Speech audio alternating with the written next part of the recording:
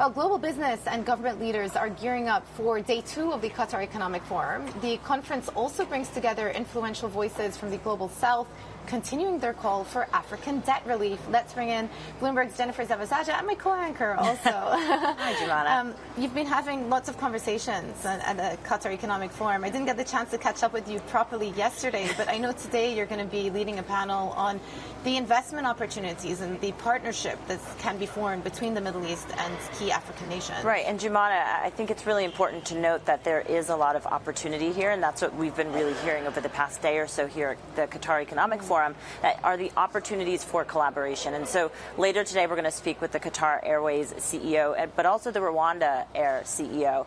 Aviation is one of many sectors where we're seeing the Gulf and Africa really try to bridge the gap in terms of collaboration and opening up the continent to the rest of the world.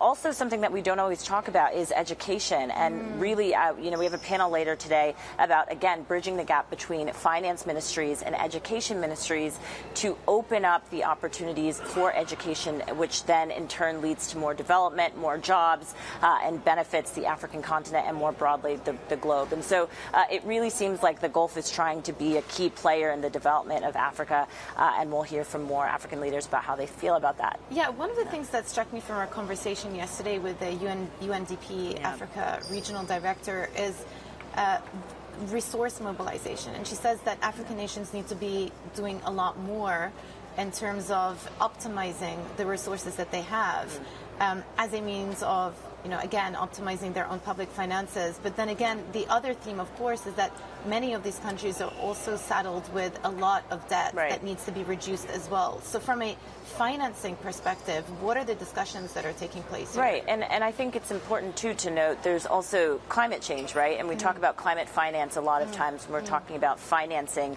for these African nations. And so, the conversations, and we were talking to Ahuna Ezeakonwa about this particularly, a lot of these nations are dealing with not just debt distress, they're also dealing with climate-related weather events. Yesterday we heard from the Kenyan finance minister. Kenya, of course, has been dealing with damaging and deadly floods. And so the question is, where does this mobilization need to come from? And I spoke to Ahuna again later in the afternoon, and she was saying there does need to be more collaboration, more partnerships. But here's just what she told part of our conversation yesterday.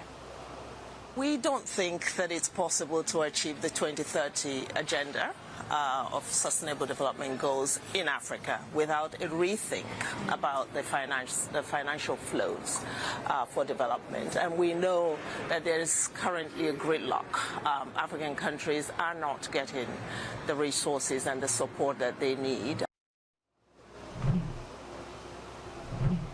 And just following on that, Joumanna, Ahuna was telling me a lot of, as you know, of course, a lot of resources right now are going to wars and to a lot of the other crises that the world is dealing with. And so when we talk about a world remade, which is the theme of this year's conference, and Africa remade, she is saying that there really needs to be some thought into it, a mobilization of different partners and players, just given the mounting crises that these countries are facing. I think the theme is navigating uncertainty, and I think so much of the conversation has been dominated by geopolitics, by the hot war, the Cold War. Bobby was talking about that earlier on, but we need to remember as well that there is a huge chunk of the global population who feel like they are not benefiting from all of the advances that the developed world has seen, and this is an opportunity to change that paradigm, to change the financial system. She said trillions of dollars are going to the war instead of development and aid, and so that's just putting into context everything that is happening, that uncertainty that you're talking about.